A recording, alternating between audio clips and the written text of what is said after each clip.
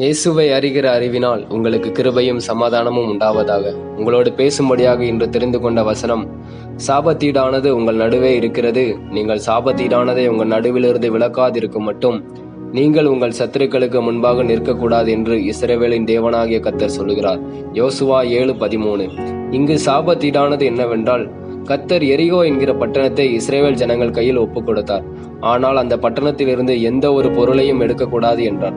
ஆனால் இங்கு ஆகான் என்பவன் அந்த எரிகோ பட்டணத்திலிருந்து பொருள்களை எடுத்துக்கொண்டான்.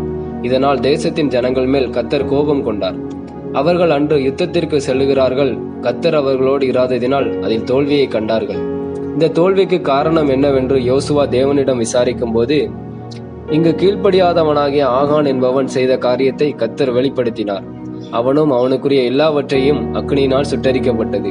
எனக்கு அருமையான தேவ ஜனமே, நமக்குள்ளேயும் சாபத்தீடான காரியங்கள், கர்த்தர் அருவருக்கிற விபச்சாரமும் விக்கிரகங்களும் இருக்கும் என்றால், நாமும் தேவனுடைய ஆசீர்வாதத்தை பெறக்கூடாதபடி சத்துருவானவன் அதற்கு தடையாக இருந்து கொண்டே இருப்பான். அங்கே ஆகான் தான் செய்த தவறையும் ஒத்துக்கொள்கிறான். ஆனாலும் அந்த நாட்கள் நியாயப்பிரமாணத்தின் நாட்களாக இருந்ததினால் அவன் தண்டனை பெறுகிறான்.